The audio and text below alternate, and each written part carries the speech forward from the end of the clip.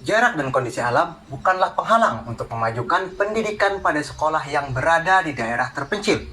Sebaliknya, itu adalah tantangan yang harus dihadapi dengan tekad yang kuat untuk memberikan akses pendidikan berkualitas kepada setiap peserta didik di wilayah ini.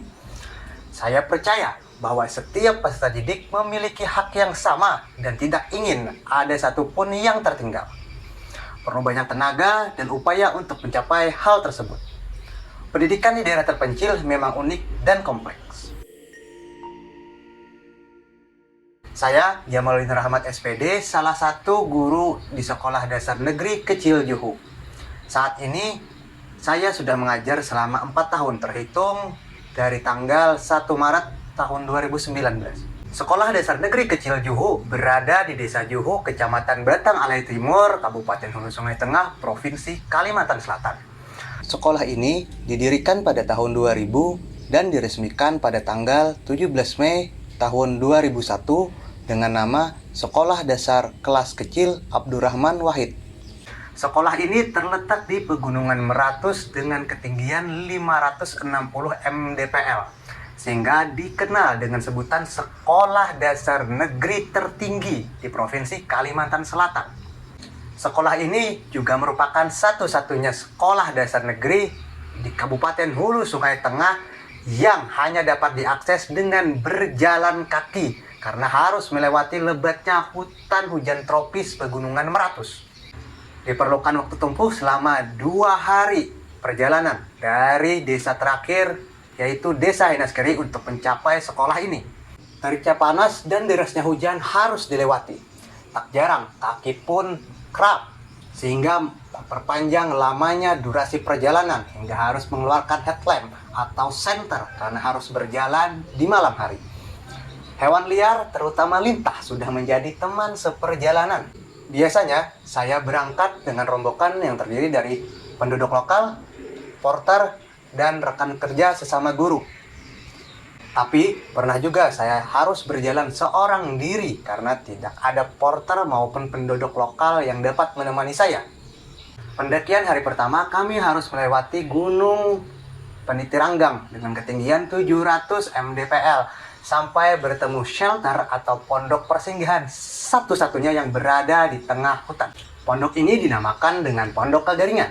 Di sini kami bermalam untuk melepaskan penat setelah berjalan selama seharian. Keesokan harinya, kami baru melanjutkan perjalanan dengan mendaki gunung yang lebih tinggi, yaitu Gunung Kilai. Gunung ini memiliki ketinggian kurang lebih 1.500 mdpl. Jadi, tak hanya fisik yang harus sehat, mental pun juga harus kuat untuk melaksanakan tugas di sekolah ini. Daerah terpencil tentu identik dengan sarana dan prasarana yang terbatas. Begitu juga dengan sekolah ini. Buku teks yang dibeli menggunakan dana bos merupakan satu-satunya sumber belajar yang dimiliki oleh sekolah ini. Jangankan akses internet untuk mencari tambahan referensi, listrik pun tidak ada. Genset merupakan sumber utama listrik yang dimiliki oleh sekolah. Penggunaannya pun sangat terbatas karena harga 1 liter bahan bakarnya saja adalah Rp30.000. Kenapa semahal itu? Ingat, kondisi alamnya adalah pegunungan yang mengharuskan segala sesuatu harus dilakukan dengan berjalan kaki. Biaya porter atau upah angkut barang adalah Rp20.000 per kilonya. Selain sarana dan prasarana yang terbatas, kurangnya motivasi peserta didik untuk sekolah menjadi tantangan tersendiri. Kalaupun sekolah, mereka biasanya pulang sebelum pukul 12 siang. Hal ini dikarenakan karena mereka harus membantu orang tua untuk menjaga kebun dan ladang maupun pekerjaan rumah tangga lainnya. Padatnya muatan materi yang ada dalam buku teks menjadi tantangan tersendiri bagi peserta didik untuk memahami suatu pelajaran. Kurangnya buku-buku pendamping sebagai referensi tambahan semakin meningkatkan kesulitan peserta didik dalam memahami materi secara lebih mendalam. Materi esensial adalah hal yang paling dibutuhkan oleh peserta didik di sekolah ini. Kurikulum Merdeka memiliki karakteristik materi esensial yang merupakan solusi untuk mengatasi kesenjangan ini. Materi esensial adalah materi penting yang harus dikuasai dan dipahami oleh peserta didik dan materi yang berkelanjutan yang ada pada semua jenjang kelas atau fase pendidikan. Pada video ini saya akan membagikan pengalaman ketika mengajar kelas lengkap di kelas tinggi, yaitu kelas 4, 5, dan 6 ada materi perkalian. Perkalian merupakan salah satu materi esensial dalam mata pelajaran matematika untuk dapat mempelajari materi yang lebih tinggi lagi. Langkah pertama adalah melakukan asesmen diagnostik untuk mengidentifikasi kompetensi, kekuatan, dan kelemahan peserta didik. Langkah kedua adalah membuat bahan ajar.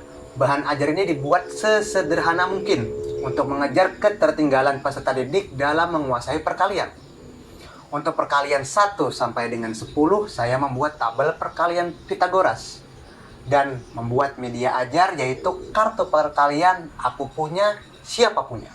Langkah ketiga adalah merencanakan durasi waktu pembelajaran. Di sini, waktu yang saya perencanakan adalah 36 JP dengan pembagian 3 JP per hari selama 2 minggu. Di mana pada minggu pertama fokus untuk belajar perkalian 1 sampai dengan 10, dan di minggu kedua akan belajar perkalian tingkat lanjut seperti perkalian dengan 1 angka, perkalian dengan 2 angka, dan terakhir perkalian dengan 3 angka. Langkah keempat adalah menentukan strategi pembelajaran. Di sini saya mencoba menerapkan pembelajaran berdiferensiasi untuk perkalian dasar 1 sampai dengan 10. Peserta didik yang lebih aktif disarankan untuk memakai kartu perkalian aku punya, siapa punya. Dan untuk peserta didik lainnya akan menggunakan tabel perkalian Pitagoras. Untuk perkalian tingkat lanjut, saya akan menerapkan metode perkalian gasing.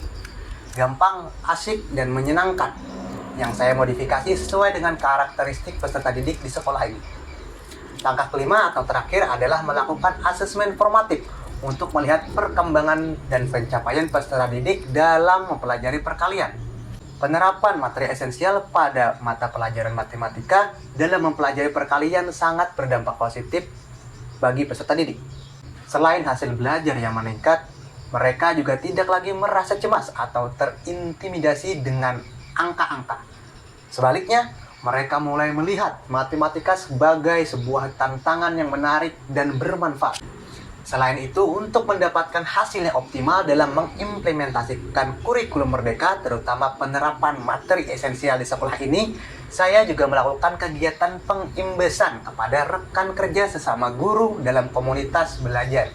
Dengan adanya pengimbesan ini, diharapkan guru-guru yang lain dapat menentukan materi esensial secara mandiri dan menerapkannya pada proses pembelajaran. Ini adalah praktik baik saya yang saya laksanakan di Sekolah Dasar Negeri Kecil Duhuk. Semoga bermanfaat. Terima kasih.